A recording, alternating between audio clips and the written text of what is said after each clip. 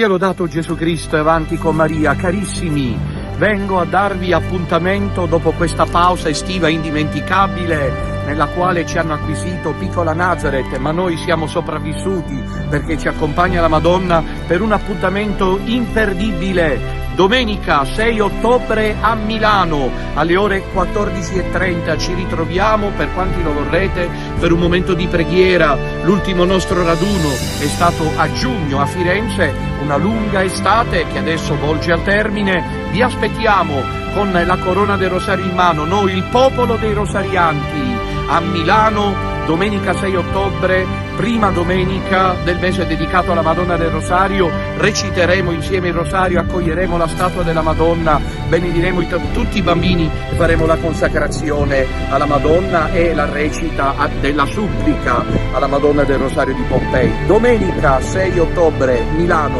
avanti con Maria e a presto.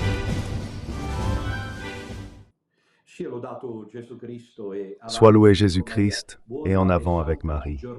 Bonne et sainte journée à vous tous, mes chers enfants, dans les sacrés cœurs de Jésus et de Marie, et dans le cœur très chaste de Saint Joseph.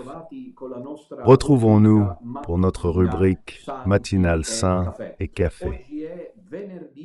Aujourd'hui, c'est vendredi 27 settembre. La Chiesa nel calendario liturgico tradizionale celebra la festa, les saints Côme et Damien, tandis que dans le Novus Ordo, aujourd'hui, c'est Saint Vincent de Paul. On se demande souvent quels critères ont été utilisés pour changer un calendrier liturgique avec des mémoires historiques comme celle des saints Côme et Damien et la remplacer par Saint Vincent de Paul qui, dans le Vetus Ordo, est à son tour en juillet. Donc cela crée certainement quelques difficultés. Aujourd'hui, c'est la fête de ces deux saints frères, peut-être jumeaux, morts martyrs, ils étaient médecins. Leur origine était arabe, ils ont résisté à toutes les provocations de l'Empire romain et finalement, après avoir subi divers supplices, ils ont été décapités. Dans le passé, il y avait une grande dévotion pour les saints Côme et Damien, mais il n'y a pas de ville chrétienne du passé, au Moyen-Âge, qui n'ait dédié une église.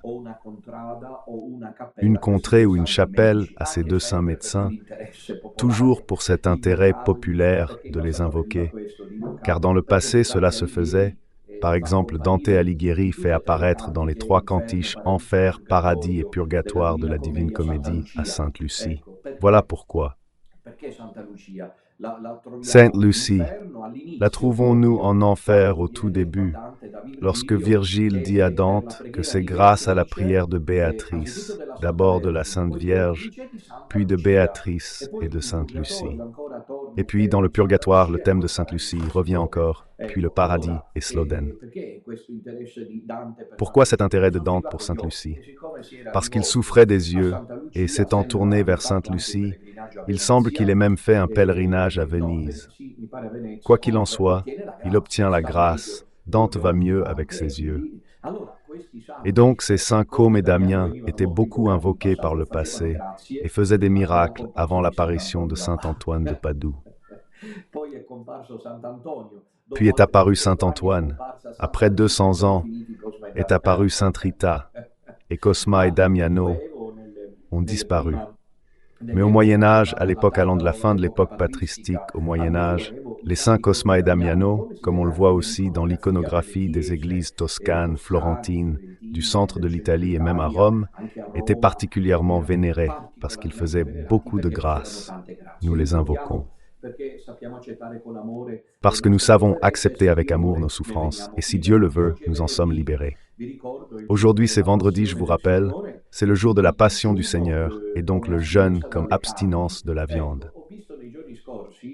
J'ai vu ces derniers jours un post outrageant à l'encontre, comme cela arrive souvent malheureusement, de Paul VI, qui aurait annulé l'abstinence de la viande.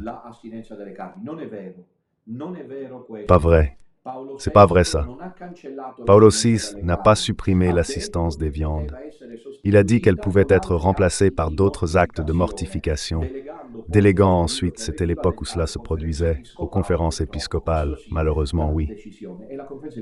La décision et la conférence épiscopale ont fini par annuler l'abstinence de viande le vendredi.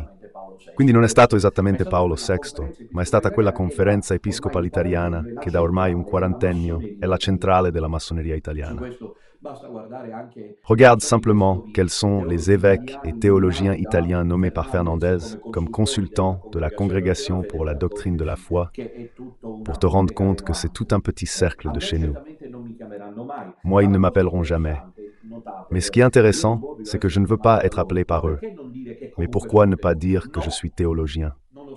Non. Malgré 2 diplômes en théologie avec la meilleure note, à la grégorienne, je ne sais pas. Publication, je ne suis pas théologien. Alors tu comprends que c'est aussi l'atelier de chez nous. Compris? Quoi qu'il en soit, aujourd'hui c'est justement vendredi, abstinence de la viande, le pieux exercice du chemin de croix. Je vous recommande, ce sont 2 pratiques que le petit reste met en avant. Priez personnellement le chemin de croix, ou même en famille comme vous le souhaitez, comme cela vous convient. Puis aujourd'hui c'est vendredi. Je vous rappelle ce soir à 21h, la prière des pionniers du rosaire en direct sur la chaîne YouTube de Radio Domina Nostra. J'ai demandé aux séminaristes à tour de rôle, que je salue avec affection, s'ils sont disponibles pour animer la prière des pionniers du rosaire, et ils m'ont dit oui. Donc ce sera la prière des pionniers. Pendant que je suis en voyage pour des raisons apostoliques, j'ai demandé aux séminaristes d'animer eux-mêmes le Saint Rosaire. Ensuite, je vous rappelle encore que demain soir, nous attend la séance. Je le dis maintenant parce que samedi, demain, il n'y a pas de sainte, le 7e épisode du cycle des catéchèses, petit grand zéro de la foi. Demain, nous parlerons de la servante de Dieu, Odette Vidal Cardoso, Odetinha, ainsi appelée affectueusement au Brésil. Elle était une jeune mystique, la plus petite, je crois, parmi celles que nous avons mentionnées jusqu'à présent. Je pense qu'elle avait 7 ou 8 ans, pas plus, quand elle est morte. Elle a vraiment réagi à la catéchèse d'hier soir. J'espère que vous l'avez suivie. Vous la trouvez sur la chaîne YouTube de Radio Domina Nostra, dans la playlist Les 7 impériales du Kyrios. On a mis la première, celle à l'église d'Éphèse, où Jésus se plaint de ne plus être aimé comme au début. Suivez-la si ce n'est pas fait, c'est plus une méditation qu'une catéchèse. C'est une raison pour réfléchir et se demander si on aime vraiment le Seigneur, de mon livre La Symphonie de l'Agneau. Odetinha est devenue sainte en peu de temps, elle est servante de Dieu. Elle a vécu à Rio de Janeiro au Brésil. Demain soir, nous en parlerons à 21h. Et puis je vous rappelle tout d'abord qu'il ne reste que quelques jours avant le rassemblement de Milan, dimanche prochain. Donc il reste pratiquement une dizaine de jours, 9 jours en tout, au Milano Congress Center Hotel NH à Assago, Milano Fiori, à 14h30. C'est ce moment de grâce. Ce n'est pas un rassemblement, mais une rencontre de prière à l'occasion de la supplication à la Vierge de Pompéi. Le programme très intense prévoit le matin à partir de 10h30, midi et demi, les confessions, puis à 14h30. Nous nous voyons dans le salon. Accueillir la Vierge Marie, chanter pour la Vierge Marie, réciter le rosaire, la consécration, la supplication à la Vierge de Pompéi, parce que c'est le premier dimanche d'octobre. Alors cela se fait à midi, mais nous pouvons sans doute le déplacer dans l'après-midi. Et ensuite, il y aura la bénédiction des enfants de 0 à 12 ans, à qui nous donnerons une petite attention, un souvenir de ce moment de grâce. Apportez vos enfants pour qu'ils soient bénis. La messe par Père Johannes avec l'homélie de Don Enrico. Et puis la procession eucharistique dirigée par Frère Célestin. Et puis nous nous saluons et nous partons comme à chaque fois après ces rencontres, les yeux pleins de lumière, le visage détendu, et la joie s'y manifeste sur nos visages, sur nos vols. Dimanche 6 octobre, avec le chapelet à la main, peuple des priants du chapelet, on se voit à Milan à 14h30. N'oubliez pas ce rendez-vous. Cependant, entre-temps, je voulais rappeler quelque chose de très beau. Je l'ai annoncé hier, après-demain, dimanche 29 septembre, comme je suis déjà en voyage, je suis parti à temps. Alors je ne voulais pas laisser passer le 29 septembre, dimanche d'ailleurs. Donc providentiel, parce que c'est un jour non travaillé, sans célébrer avec Frère Célestin quelque part. Parce que c'est la solennité Saint-Michel Archange, première classe, première classe. Alors, comme j'ai dit où je peux aller, où nous pouvons nous déplacer, eh bien, en prière, écoutez un peu cette histoire. l'idée de se rendre en Pouille a mûri. Mais cette fois-ci, au lieu de nous diriger vers la région de Bari Foggia, où nous avons toujours fait les rencontres par des voies providentielles qu'il n'est pas nécessaire de détailler, nous avons choisi le Salento à Lecce, où nous n'avons jamais été, pour une rencontre de prière. D'ailleurs, je n'ai jamais été personnellement dans le Salento, et je dois dire que c'est une belle terre, très similaire à la Sicile, à bien des égards.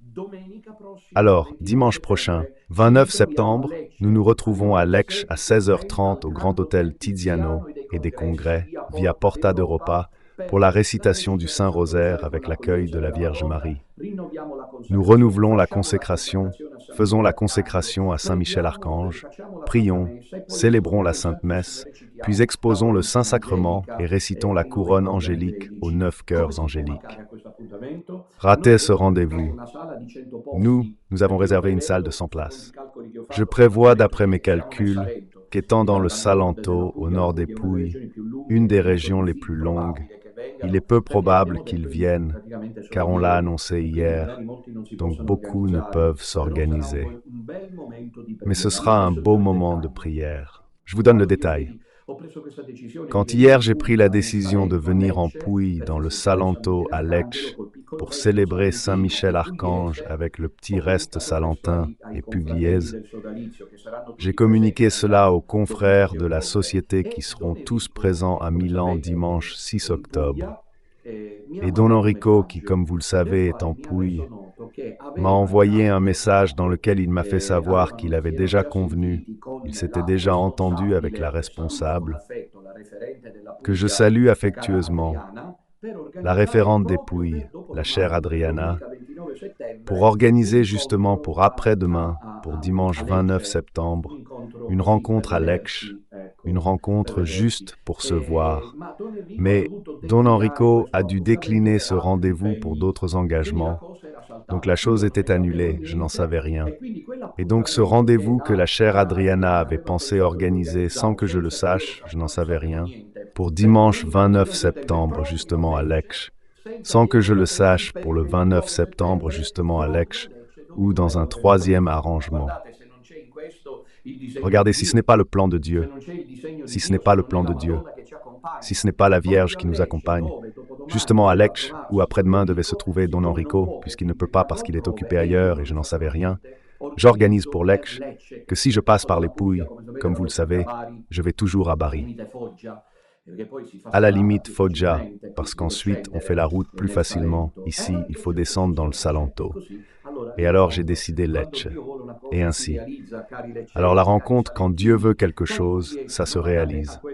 Chers Lecceois, chers Salentins, chers Pouilles, ne manquez pas ce rendez-vous après-demain à 16h30 au Grand Hôtel Tiziano et des congrès via Porta d'Europa à 16h30 dans la solennité de Saint-Michel-Archange. Enfin, je voulais vous rappeler, comme je l'ai déjà fait hier, que le docteur Sionchi, l'infatigable, inlassable docteur Sionchi, a lancé une troisième initiative après la pétition dont vous vous souviendrez de l'année dernière et la demande de nullité. Adesso, le docteur Sionchi a lancé une nouvelle campagne pour sensibiliser, si ce n'est autre chose, et nous espérons cela. Pensez aussi à cela. Cela devrait également engager ceux qui ne font pas partie ouvertement de la confrérie sacerdotale, mariale, à se rendre disponibles, c'est-à-dire signer la pétition de Sionchi sur la transparence des funérailles pontificales. Il a raison, car Bergoglio a établi, en dépit de la tradition pluriséculaire de l'Église, que le corps du pape, qui ne lui appartient même pas de son vivant, encore moins après sa mort, n'appartient pas au pape. Il appartient à l'Église, il appartient à Dieu. Le pape n'a plus de corps, on pourrait dire, parce que le corps du pape est ostensible. Laissons tomber, pas le temps, pas de catéchèse maintenant. Finora, nous avons vu les pontifes, même récents, parce que ver papa mortus est, cela aussi, que le docteur Sionchi souligne, ça m'avait un peu échappé, et lui, au contraire, a su le saisir, le docteur Sionchi. N'est pas seulement, comme je l'ai dit hier, le fait que les fidèles ont le droit de voir le pape qui est mort, mais aussi, je dirais peut-être surtout, ce qui souligne aujourd'hui vrai pape mortus, c'est-à-dire qu'il faut vérifier que le pape régnant est décédé. On ne peut pas se fier à Tizio et Caillot, plus francs-maçons que les francs-maçons. Vous croyez qu'ensuite on nous dit que Sionchi a raison, chers enfants. Ne pensez pas qu'il y ait quelqu'un qui puisse croire qu'il fait le complotiste. Non, non, qu'ensuite on tombe juste sur ces choses-là. C'est sûr, on en a tous un peu marre de ces saletés, mais malheureusement, c'est un fait. Au gouvernement, il y a un établissement maçonnique sataniste qui se moque de nous. Quand Bergoglio établit, en dépit de la tradition ecclésiastique et canonique pluriséculaire, de ne pas montrer son corps, qu'y a-t-il derrière? On a raison de penser mal avec ces gens-là, mes chers enfants. Allez signer la pétition parce que c'est important. Faites-moi confiance, signez-la. Faites-moi confiance, cher petit reste. Pourquoi cette initiative du docteur Sionchi est sans aucun doute l'une des plus importantes, voire à ce stade devient la plus importante? Car si nous la signons, tous devront expliquer pourquoi le cadavre du pape ne doit pas être visible. Capito dit mais ensuite peuvent montrer une photo. Et qui nous dit que c'en est pas une caricature, un photomontage, ils sont capables de ça, regardez si vous n'avez pas saisi. Ça vous n'avez pas compris qu'est assis sur une de pierre, ils sont capables de faire ça. Et même plus, donc la pétition n'est nécessaire.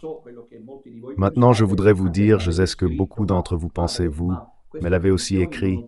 Mais père, mais ces pétitions n'obtiennent rien, ce n'est pas vrai, ne soyez pas comme on dit. Soyez patients car elles entrent quand même dans ces pétitions que même le petit reste soutient.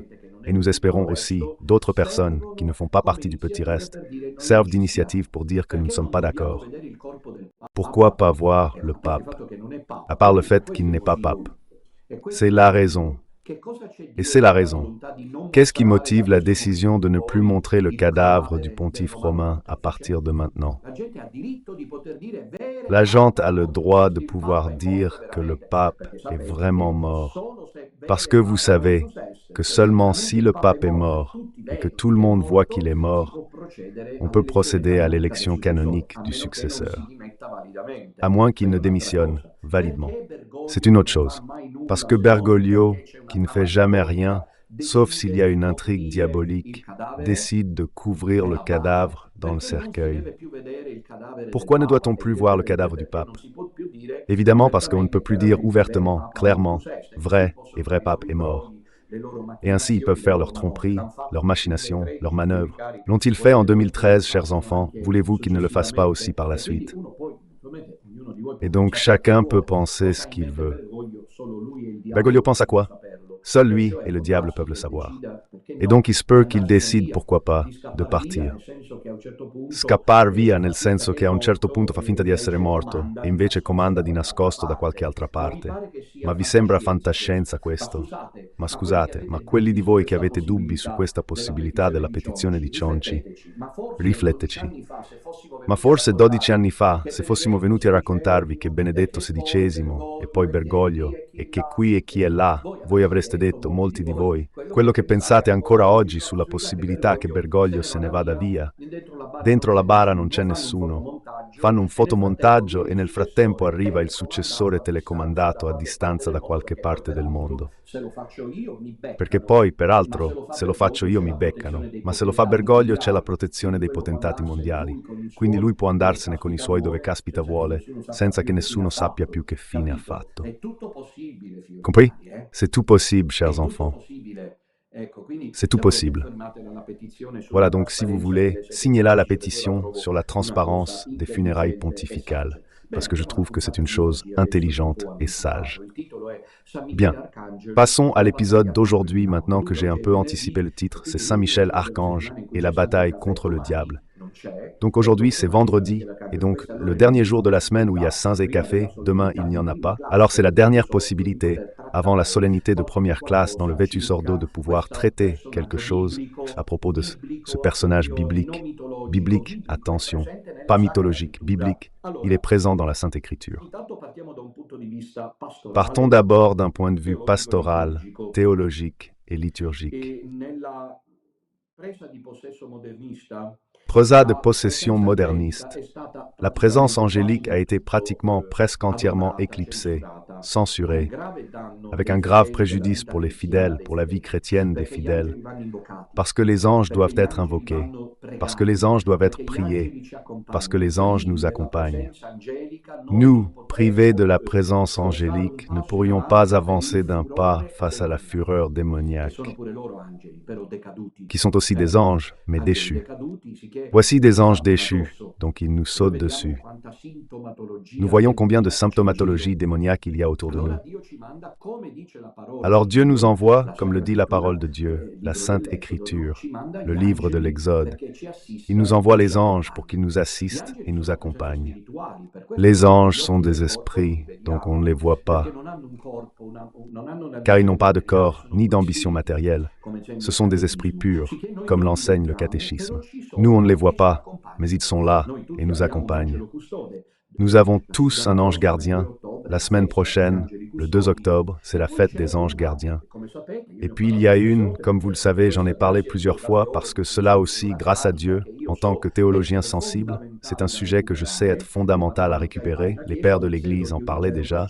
Le pseudo-Denis l'Aréopagite, un père de l'Église, d'identification difficile à vrai dire. Et puis surtout Saint Grégoire le Grand, on parlait des chœurs angéliques. Ils ont distribué, reprenant la tradition judéo-tardive, l'existence des anges non pas au hasard, mais organisée en chœurs angéliques. Et la Bible mentionne au moins 3 anges qui ont le rang d'archanges, qui sont Michel, Gabriel, Raphaël. Alors l'Église nous invite à les prier, les anges, pour qu'ils nous protègent, nous assistent et nous gardent. Et en particulier, l'Église lance un appel à invoquer Saint Michel Archange. San Michele Arcangelo, chi è? Il nome deriva dall'ebraico Michele, che significa chi è come Dio. Et le cri que l'archange Michel a prononcé dans cette bataille qui n'est pas physique naturellement, ce n'est pas la guerre ukraino-russe, mais c'est une guerre en plus exigeante que celle matérielle avec les chars et les fusils. La guerre de la foi que je vais vous conter. Poche-parole parce que je veux vous raconter les apparitions de Saint Michel Archange. L'Église en a reconnu 6 ou 7 à travers le monde. Je vais vous les citer maintenant.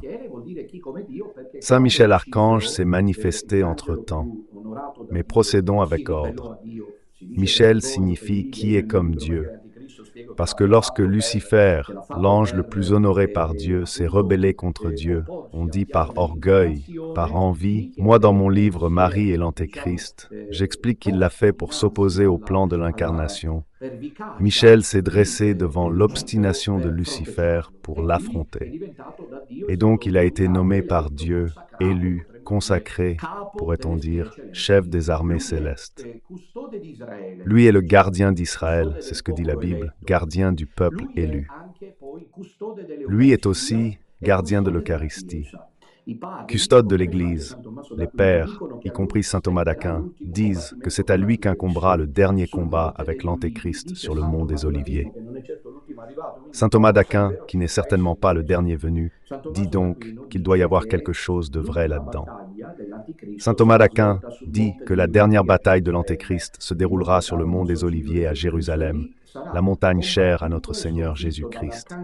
Et là, tout sera combattu et vaincu par l'archange Saint Michel qui l'enverra en enfer vivant, c'est-à-dire encore vivant. La bouche de l'enfer s'ouvrira et Saint Michel y jettera avec la chaîne l'Antéchrist, puis aussi, à un moment ultérieur, Lucifer. San Michele Arcangelo è invocato, come sapete, da chi va a messa o segue la messa tradizionale su Radio Domina Nostra al termine di ogni celebrazione di terza e quarta classe. Écrite par le pape Léon XIII lorsqu'il a vu en 881, le 13 mai 1881, l'Église attaquée par Satan. Saint Michel Archange, défends-nous pendant la bataille. Contre malice et piège du diable, sois protection. Oui, tu es notre défense contre la violente méchanceté des esprits diaboliques. Que Dieu leur ordonne. Le commande Dieu, le diable, nous te supplions humblement. Et toi, prince de la milice céleste, Satan et les autres esprits mauvais qui errent, etc., précipite-les en enfer, c'est-à-dire toi, Saint Michel Archange, qui as été établi par Dieu, chef des milices célestes, envoie en enfer le diable. Chaque maison devrait avoir une image de Saint Michel, je l'ai partout. Partout où j'ai habité, dans mes paroisses où j'ai été, à Petite Nazareth comme vous le savez, partout je place immédiatement Saint Michel Archange. Saint Michel Archange, ayez-le chez vous. Puis d'ailleurs, il y a aussi une consécration quotidienne. La première fois que je suis allé, je l'ai raconté hier, à Monte Sant'Angelo, dont nous parlerons maintenant, là sur le Gargano, là tout près sur le Gargano. La première fois que j'y suis allé, j'avais 12-13 ans, puis j'y suis retourné à 18 ans. À 18 ans, il m'a été donné. Je pense toujours que nous devons tous saisir les signes de la providence divine, à propos du fait que dimanche nous sommes à Lecce, quand Don Enrico devait venir et n'a pas pu. L'image de Saint Michel, avec la consécration, m'a été donnée. Je l'ai récitée à 18 ans. Là, à Monte Sant'Angelo, à la grotte de Saint-Michel, que quiconque y est allé sait quelle atmosphère sacrée à cette grotte souterraine. Et depuis ce moment, un mystère pour moi, je l'ai appris par cœur. Je ne l'ai jamais quitté. Depuis donc plus de 25 ans, oui 30 ans, je prie chaque matin la consécration à Saint Michel Archange. Cette grotte que vous voyez est celle du Gargano, qui se trouve d'ailleurs au-dessus de San Giovanni Rotondo. Nous l'avons dit souvent, écrit dans mon livre Padre Pio, Homme de Dieu, que ce n'est pas par hasard que Dieu a choisi Padre Pio de Pietrelcina. Lutter toute une vie contre le diable, soit envoyé par ses supérieurs à San Giovanni Rotondo, que San Giovanni Rotondo est ici, et juste au-dessus se trouve Monte Sant'Angelo. Donc il a vécu pratiquement toute sa vie, on pourrait dire, à l'ombre de Saint Michel Archange. Alors lui, l'archange Michel, est appelé à nous protéger de saintes. De lui on parle dans la Bible, chez le prophète Dante, et surtout dans l'Apocalypse. On a here, nous avons commenté le chapitre 2 de l'Apocalypse. Maintenant je reprends mon livre, La Symphonie de l'Agneau, à la page 203, dans le commentaire du chapitre 12. Au verset 7, nous lisons « Une guerre éclata donc dans le ciel. Michel et ses anges combattaient contre le dragon. Le dragon combattait avec ses anges, mais ils ne prévalurent pas et il n'y eut pas de place pour eux dans le ciel. » Attention, une guerre éclata dans le ciel. Quelle guerre est-ce? Celle de la foi. Dieu, dit saint Thomas d'Aquin, montre à toutes les cohortes angéliques son plan, à savoir qu'il aurait créé l'homme et qu'il y aurait eu l'incarnation de son Fils pour l'humanité. Lucifer se rebelle contre cela, Dieu se retire et Lucifer dit « Laissez tomber, voyez qu'il n'y a plus. Suivez-moi, ne l'écoutez pas. » Il met en place la contre-catéchèse que l'Église fausse fait aujourd'hui. Et comme il y a les naïfs, une acume qui tombe avec Bergoglio, il y a eu les naïfs anges qui sont tombés dans le piège de Lucifer, qui a utilisé toute son habileté inégalable, incomparable, car il était l'ange le plus favorisé, pour convaincre le plus d'anges possible qu'il n'était plus question de suivre celui-là. Suivez-moi et je vous rendrai heureux. Pendant ce temps, disons que Dieu s'était retiré pour nous éprouver. La guerre n'est donc pas physique, elle est spirituelle. C'est celle que nous menons aussi. Combien de fois sommes-nous tentés contre Dieu? Combien de fois notre foi est mise à l'épreuve? Combien de fois sommes-nous tentés de lâcher prise, désespoir, découragement, folie, soupçon envers Dieu? Mais pourquoi le Seigneur agit-il ainsi, etc., etc. C'est une guerre qui en réalité s'est ensuite déplacée en nous, à la suite du péché originel. Cette guerre dans le ciel prévoit une campagne militaire bien organisée. D'un côté, il y a Michel. Saint Michel est présent dans les Écritures saintes de manière engageante. Michel et ses anges. Attention à cette appropriation, ces anges. Aurait dû dire dans le texte sacré de Jean dans l'Apocalypse que Michel est les anges de Dieu. Et au lieu de cela, il dit de manière significative Michel et ses anges, c'est-à-dire ses troupes. Saint Michel a ses troupes, chers enfants. Les exorcistes le savent, mais chaque jour, on doit s'exorciser, invoquant de Saint Michel, archange et les saints anges. Michel et ses anges sont les troupes, ce sont les armées angéliques de Saint Michel. Et ces anges combattaient contre le dragon, c'est-à-dire quand Dieu s'est retiré, ils l'affrontent pour dire « Tu es un trompeur Lucifer, tu es un menteur, tu es un imposteur, tu t'opposes à Dieu ». Dans le même temps, d'autres anges tombent dans le piège. En effet, le texte dit que le dragon combattait avec ses anges. Alors il y a les anges de Michel et les anges de Satan, du dragon, il y a tout. Tout est là. Donc l'Église fait bien le 29 septembre, dans le Vetus Ordo, de donner à la célébration de la messe le rang de première classe, important. Première classe, Saint Michel Archange. Et puis le diable, évidemment, est vaincu et jeté en bas. En enfer, parce que Michel gagne. Michel gagne, ils perdirent, et plus de place pour eux au ciel. Le grand dragon, le serpent ancien, nous sommes au chapitre 12 de l'Apocalypse, versets 8 à 9, celui que nous appelons le diable et Satan, et qui séduit toute la terre, fut précipité sur la terre, et avec lui furent précipités aussi ses anges. Michel l'a vaincu. Mais à ce moment-là, la mission déjà glorieuse de l'archange Saint Michel ne s'arrête pas, car il est engagé par Dieu vu ses excellents résultats. C'est toujours comme ça, si un soldat se comporte bien et gagne, il est évidemment récompensé ensuite.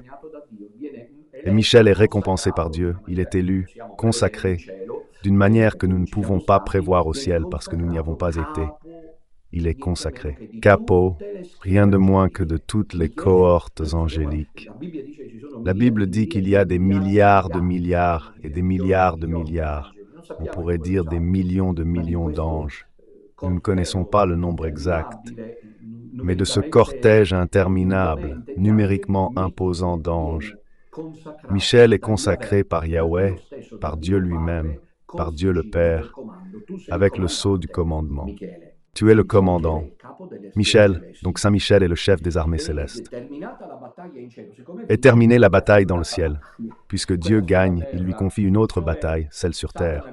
C'est-à-dire que Satan était, comme nous l'entendons, précipité sur terre. Et à partir de ce moment, il attaque le genre humain et surtout attaque l'Église.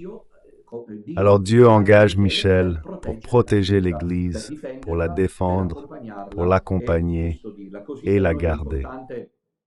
C'est crucial pour nous. Invoquer Saint Michel Archange. Le temps de la femme, qui est le temps que nous vivons de la confrontation contre le dragon rouge, correspond à la bataille de l'archonte céleste contre le diable. Léon Tress a voulu mettre, comme nous l'avons dit, la prière à la fin de la messe. Maintenant, nous voulons raconter les 6 apparitions de Saint Michel Archange au cours de l'histoire. Les 3 premières ont lieu à la fin du 5e siècle. Quand Saint Michel Archange est apparu sur le Gargano, et précisément sur le Mondrion, entre 490 et 493 après Jésus-Christ. Donc il faut aussi que vous sachiez que cette apparition de Saint Michel Archange a eu un impact considérable dans l'histoire catholique. Et je vous dirais que du point de vue liturgique, c'est vrai, car rien de moins que la fête de Saint Michel Archange dimanche est en réalité la dédicace de Saint Michel Archange. C'est-à-dire qu'on fait référence au fait que l'archange céleste a choisi la grotte et l'a dédiée à lui. C'est intéressant. Et puis le 8 mai, il y a la fête de la première apparition de Saint Michel Archange. Donc ces apparitions de l'archange ont été décisives. Les apparitions ont été décisives. Alors voyons ces apparitions. Commençons par celle qui s'appelle l'apparition du taureau. La première apparition de Saint Michel, dite du taureau, remonte à 490 après Jésus-Christ, lorsque le premier magistrat de Siponto, un certain Elvio Emmanuel, qui après le miracle changera son nom en Gargano, et que dorénavant nous appellerons par le nom d'Elvio, perd son meilleur taureau de son troupeau. Donc c'était un berger, un gardien de troupeau. Après l'avoir cherché longtemps, il le retrouve à l'intérieur d'une grotte, là sur le Gargano. Cependant, lui, Elvio, n'arrive pas à s'approcher de son taureau. Quelque chose l'empêchait d'entrer, et le taureau ne voulait pas sortir.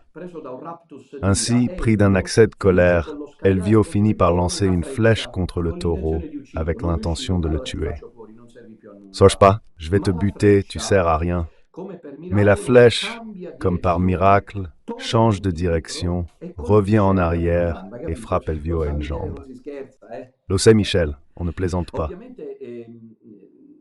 Évidemment, naturellement, on dit aussi que nous déclenchons une tempête, etc. À la différence cependant des différentes versions qui sont données, on dit qu'à un certain moment, Elvio, après avoir subi cet affront, appelons-le ainsi, il voit là-dedans, dans la grotte, attention, un ange guerrier qui brandissait une épée scintillante. Pas encore l'équipe, ni même la réalisation, ne montre la photo en gros plan de Saint-Michel-Archange, car elle était un peu trop éloignée. Et en gros plan, si possible, celle de Petite Nazareth. Nous avons un immense répertoire photo de la belle statue, comme vous le savez, venue de Saint-Michel-Archange à Piccola Nazareth, tout en marbre de Carrare. Quand même, Elvio, terrorisé d'avoir vu cet ange avec une épée de feu, se rend en pensant que la grotte était habitée par des démons. Il se rend chez l'évêque Lorenzo di Majorano. Selon d'autres versions, il s'appelait Félix. Nous parlons du 5e siècle après Jésus-Christ. Donc il peut y avoir des imprécisions.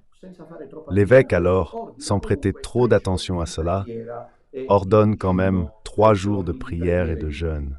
3 jours de prière et de jeûne. Au 3e jour, le 8 mai, voilà pourquoi dans le calendrier liturgique traditionnel, avec la fête de Notre-Dame de Pompéi, le bienheureux Bartolo Longo, lorsqu'on lui demanda quelle date il voulait choisir pour célébrer Notre-Dame de Pompéi, choisit celle-là. Il était des Pouilles. Le bienheureux Bartolo Longo choisit le 8 mai, qui est le jour dédié à la première apparition solennelle. Le 8 mai 490. Saint Michel Archange apparaît en rêve à l'évêque, qui s'appelait pour certains Laurent, pour d'autres Félix, et lui dit « Je suis l'archange Michel, et je suis toujours en présence de Dieu. » Un peut se demander, mais pourquoi peut-être qu'au paradis, il n'y a pas ceux qui sont tous en présence de Dieu? Oui, probablement, être en présence de Dieu indique que l'archonte céleste a un degré d'honneur et peut accéder directement au trône du Très-Haut, puis ajoute « La grotte m'est sacrée, et je l'ai choisie. » Il faut dire que la Vierge Marie et Saint Michel Archange savent bien choisir les lieux.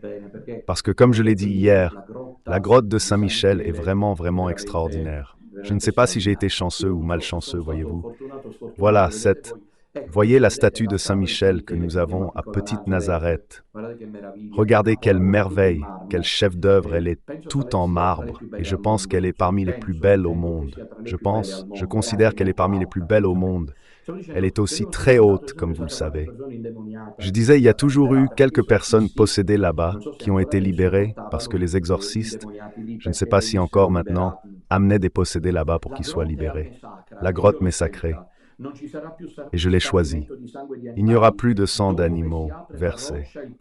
Là où la roche s'ouvre, le péché de l'homme pourrait être pardonné. Ce qui a été demandé en prière sera accordé. Par conséquent, remontez la montagne et consacrez la grotte au culte chrétien. Ces mots sont ceux de l'archange Michel à l'évêque. L'évêque raconte au peuple, et pour qu'il aille en procession au mont Saint-Ange des Pouilles, ainsi il sera nommé. Aussi, dans ce cas, il y a diverses légendes, diverses traditions que nous connaissons. Allons à la 2e apparition, 2 ans après, en 492 après Jésus-Christ. La première, c'est l'apparition du taureau, car tout commence avec ça, comme vous l'avez entendu. La seconde, l'apparition de la victoire. Nous sommes à Siponto, assiégés par les Hérules, commandés par Odoacre, l'un des nombreux peuples barbares qui parcouraient l'Italie de l'époque. Siponto était réduite à l'extrême et l'évêque Laurent de Majorano, ou Félix, obtint 3 jours de trêve d'Odoacre. Les Hérules étaient un peuple païen et l'évêque Lorenzo, ou Félix, ordonna à la population de prier et de faire pénitence pour obtenir l'intercession de l'archange protecteur du peuple de Dieu. Et cette fois encore, comme déjà 2 ans auparavant, toujours au même évêque, apparaît pour la 2e fois Saint Michel Archange.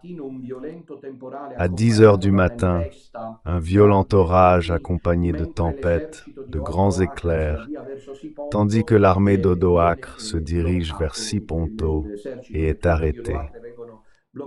Les troupes d'Odoacre sont bloquées, le siège est levé et elles s'enfuient. Saint Michel Archange était intervenu pour sauver Siponto, et l'évêque Laurent organise alors une seconde procession au Mont Saint-Ange, à la grotte, qui entre-temps n'avait plus été visitée comme le souhaitait Saint Michel. Enfin, la 3e apparition du Gargano. La 3e apparition est dite de la méditation ou de la dédicace. Insofar as it is the first one that leaves a tangible mark, which we will talk about for a moment now, there is a sign of Saint Michael the Archangel there in the cave, the footprint. I was able to touch it. It's a privilege. It's there at the altar. There's really a chisel. Inside there's this rock with this foot, the footprint of a foot, more or less, qui, selon la tradition, est celle, comme nous le verrons maintenant, laissée par Saint Michel. L'évêque, toujours lui, Lorenzo Felice, reconnaissant envers Saint Michel Archange pour l'intervention contre les Hérules, avait obtenu d'un pape, de ce moment-là, Gélas I, la permission de pouvoir consacrer ou dédier un autel dans la grotte où Saint Michel Archange était apparu en 490 et où en 492 il s'était déplacé pour défendre Siponto. Le pape le lui accorde, l'évêque Laurent ou Michel prépare cette dédicace d'un autel dans la grotte, mais Saint Michel Archange lui apparaît et lui dit qu'il n'est pas nécessaire que vous me dédiez cette église, que j'ai moi-même consacrée par ma présence. Avec mon aide, élève ta prière et célèbre le sacrifice, je te montrerai comment faire de même. J'ai moi-même consacré ce lieu. D'accordo, chers enfants, nous assistons à un événement singulier, qui est précisément ce que nous célébrons dimanche, la dédicace de Saint Michel Archange, le 29 septembre. C'est pour cela que l'on célèbre le 29 septembre, car ce jour-là, le 29 septembre 493, Saint Michel dit à l'évêque, « Ce lieu, je l'ai consacré moi-même. » Je crois que c'est le seul sanctuaire au monde qui n'ait pas été dédié et consacré par un évêque, un pape ou un cardinal, car comme vous le savez, les églises doivent être consacrées. Celle-ci a été consacrée directement par Saint Michel Archange. Et alors le peuple se rassemble en procession, en ce 29 septembre de 493. Il fait très chaud, et un premier prodige se produit. 2 aigles aux ailes déployées protègent l'évêque des rayons du soleil. Arrivé à la grotte, un deuxième prodige, car ils y trouvèrent, voilà, c'est l'aspect qui me semble le plus surprenant, surnaturellement parlant presque difficile à accepter. En gros, ils y vont. Saint Michel avait dit de ne préparer aucun autel, même s'il était prêt. Ne l'apporte pas, car c'est moi qui ai consacré l'église et la grotte. Ils vont en procession, entrent et trouvent un autel. Une simple pierre taillée, recouverte d'un pallium vermillon, c'est-à-dire rouge, et surmontée d'une croix en bois. Certains parlent de cristal. Ce fut le signe que Saint Michel Archange avait donné. Donc on dit que la grotte est angélique parce que l'archange Saint Michel y est apparu et parce qu'ils ont trouvé un autel que vraisemblablement les anges ont apporté. Espérons que Bergoglio ne le sache pas, sinon il dira que cette translation ou édification ou consécration n'est pas vraie comme celle de Loro. Qui va à Monte Sant'Angelo? Peut-être que beaucoup d'entre vous ne le savaient pas. Voyez ce qu'est le Monte Sant'Angelo. D'ailleurs, de très anciennes traditions, mais surtout, c'est une grotte angélique, c'est-à-dire la demeure terrestre de Saint Michel Archange. Et d'ailleurs, l'autel est d'origine surnaturelle, on peut dire angélique. Les anges l'ont transporté d'où? Nous ne le savons pas. Il y a cet autel en marbre, il a été trouvé. La nappe rouge vermillon avec un crucifix. certains disent qu'il était en cristal. Cependant, la chose la plus importante est qu'à l'entrée dans la roche, l'évêque de Siponto trouve l'empreinte d'un pied qui est aussi grande que celle d'un enfant. Et ainsi, le 29 septembre devient le jour où Saint Michel Archange est reconnu comme le protecteur de l'Église. À Rome, la nouvelle de ces trois apparitions entre l'an 400 et 493, entre le 8 mai 492 et le 29 septembre 493, se répand partout avec évidence. Dévotion à Saint Michel avant la Vierge. C'est intéressant. Cependant, il y a une autre apparition de Saint Michel Archange que je voudrais raconter, très connue, à Rome cette fois, et pas très éloignée en termes chronologiques de ces apparitions. Ces faits se passent au 5e siècle, entre 490 et 493. Je le répète, la grotte de Saint-Michel sur le Gargano est angélique. Là l'empreinte de Saint-Michel, là l'autel des anges. Mais l'autre apparition a eu lieu à Rome, de l'autre côté du Tibre. C'est une apparition que je vais vous raconter maintenant. Vous la connaîtrez, car je vous l'ai racontée plusieurs fois. Donc elle se produit pendant le pontificat de l'inaccessible, je dirais presque pape Saint Grégoire le Grand, pape pendant 14 ans, de 590 à 604 après Jésus-Christ. Donc, Roma était sous la peste. Il y avait la peste à Rome et de nombreux Romains mouraient. Et surtout, le problème était que le fleuve Tibre avait débordé. Donc une grande famine était également survenue. Donc peste et famine. Le pape décide alors de faire un geste significatif, emblématique. Il organise une procession pénitentielle pour demander pardon pour ceux qui utilisent la doctrine comme des pierres lancées et pour demander pardon contre la synodalité.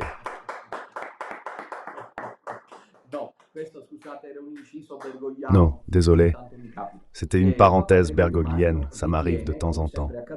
Le pape Grégoire le Grand pense, comme cela a toujours été le cas, que tout cela, mais c'est ce que pensait aussi Manzoni si on lit Manzoni, que cette peste du XVIIe siècle à Milan, on pensait que les événements catastrophiques étaient la conséquence du péché.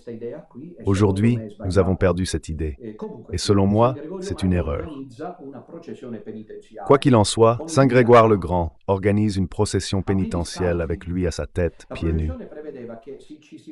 La procession prévoyait de se rendre pieds nus en pénitence, en récitant les psaumes pénitentiels de Saint Jean de Latran, car c'était encore la résidence pontificale, et elle le restera longtemps, jusqu'à Saint-Pierre au Vatican. Traversant le Tibre, il y avait encore des ponts en bois. Donc, imaginez-vous Grégoire, Saint Grégoire le Grand, portant la croix pieds nus, pieds dénudés. Le pape avance avec tous les Romains qui le suivent, parce que les saints, ils ont cela de bon, ils sont toujours suivis. Les brebis connaissent leur berger. Pendant qu'il prie, en s'approchant des rives du Tibre, tous remarquent qu'un ange apparaît sur le mausolée d'Adrien, celui qu'on appelle aujourd'hui, non sans raison, le château Saint-Ange. Le voilà, tu vois? Le très célèbre, notoire, fameux château Saint-Ange. Vous voyez qu'au sommet, j'ai pu monter là-haut comme je pense beaucoup d'entre vous. Il y a un ange représenté qui est justement Saint Michel au moment où il remet l'épée dans le fourreau. Parce que qu'est-ce qui s'était passé? Il s'est passé que pendant que tous les jeunes marchaient, tous, y compris Gregorio, ont pu voir cet ange au sommet du château qui était encore le mausolée d'Adrien, et ont interprété le moment où il a rangé l'épée de Saint Michel dans le fourreau, comme le fait que la colère de Dieu avait été apaisée et que le châtiment prenait fin. La confirmation de cela fut le fait que, tandis qu'ils avançaient, Grégoire et d'autres purent entendre les anges chanter Regina Coeli Laetare. Alléluia, le Regina Coeli du temps pascal qui annonçait la victoire. Le temps, malheureusement, est un tyran. Je vous épargne d'autres détails. Je voudrais plutôt vous parler d'une chose importante. Ed è questa, io ritengo, le altre apparizioni, queste sono le più importanti. Scusate, si è mossa la camera, e le altre apparizioni poi vengono cercate, insomma. Però, ecco quello che volevo dire, San Michele Arcangelo il Signore ce l'ha dato per combattere contro il diavolo. I massoni hanno fatto di tutto per oscurare la devozione a San Michele Arcangelo.